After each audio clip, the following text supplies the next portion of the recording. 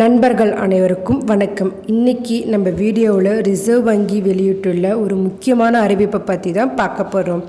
வீடியோவை ஸ்கிப் பண்ணாமல் முழுமையாக பாருங்கள். ஃபஸ்ட் டைம் நம்ம சேனலை பார்க்குறவங்க மறக்காமல் லைக் பட்டனை தட்டி விட்டுருங்க. அண்ட் நம்ம சேனலையும் சப்ஸ்கிரைப் பண்ணிக்கோங்க. அப்போ தான் நான் போடுற வீடியோ உடனுக்குடன் உங்களுக்கு நோட்டிஃபிகேஷனாக வரும். வாங்க வீடியோக்குள்ளே போகலாம். செயல்படாத வங்கி கணக்குகள். ரிசர்வ் வங்கி வெளியிட்டுள்ள புதிய அறிவிப்பு. மும்பையில் செயல்படாத வங்கி கணக்குகளின் எண்ணிக்கை குறைக்க விரைந்து நடவடிக்கை எடுப்பதுடன் காலாண்டுக்கு ஒரு முறை அந்த கணக்குகளின் விவரங்களை தாக்கல் செய்யுமாறு வங்கிகளுக்கு ரிசர்வ் வங்கி உத்தரவிட்டுள்ளது. செயல்படாத வங்கி கணக்குகள் குறித்து ரிசர்வ் வங்கி மேற்பார்வை துறை ஆய்வு ஒன்றை நடத்தியுள்ளது. அதில் வங்கி கணக்குகள் செயலற்று போவதற்கு உரிமை கோரப்படாத டெபாசிட் கணக்குகள் எண்ணிக்கை அதிகரிப்பதற்கும் நீண்ட காலமாக பரிவர்த்தனை நடைபெறாமல் இருப்பது அல்லது குறிப்பிட்ட காலத்திற்குள் KYC தகவலை புதுப்பிக்காதது உள்ளிட்ட பல்வேறு காரணங்களும் உள்ளன.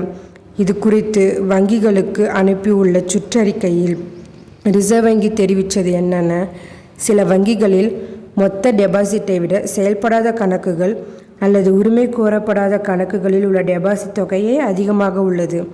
எனவே வங்கிகளில் உரிய நடவடிக்கை எடுத்து உடனடியாக செயல்படாத அல்லது முடக்கப்பட்ட வங்கி கணக்குகளின் எண்ணிக்கையை குறைத்ததுடன் அவற்றை செயல்படும் கணக்குகளாக மாற்ற எளிய நடைமுறையை பின்பற்ற வேண்டும். KYC வாயிலாக தடையற்ற முறையில் புதுப்பிக்க மொபைல் அல்லது இணைய வங்கியில் பிற வங்கி கிளை மற்றும் வீடியோ வாயிலாக வாடிக்கையாளரை அடையாளம் காண்பது போன்றவற்றை செயல்படுத்த வேண்டும்.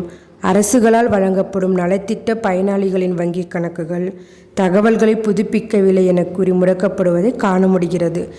இது போன்ற வங்கி கணக்கை தனியாக பிரித்து அவர்களுக்கு திட்டங்களின் நிதி தடையின்றி கிடைப்பதை உறுதி செய்ய வேண்டும். செயல்படாத அல்லது முடக்கப்பட்ட கணக்குகளை மீண்டும் பயன்படுத்த சிறப்பு முகாம்கள் நடத்த வேண்டும். காலாண்டுக்கு ஒரு முறை செயல்படாத வங்கி கணக்குகளின் எண்ணிக்கை குறித்த விவரங்களை மூத்த மேற்பார்வையோர் மேலாருக்கும் வரும் டிசம்பர் காலாண்டு முதல் அறிக்கை சமர்ப்பிக்க வேண்டும் என தகவல்கள் வெளியாகி உள்ளது. இந்த தகவல் மிகவும் பயனுள்ளதாக இருக்கும். மேலும் இதுபோல கவர்மெண்ட் அறிவிப்புகள், அனைத்து உண்மை அறிவிப்புகளும் உடனுக்குடன் தெரிந்து கொள்ள நம்ம சேனலை சப்ஸ்கிரைப் பண்ணிக்கோங்க.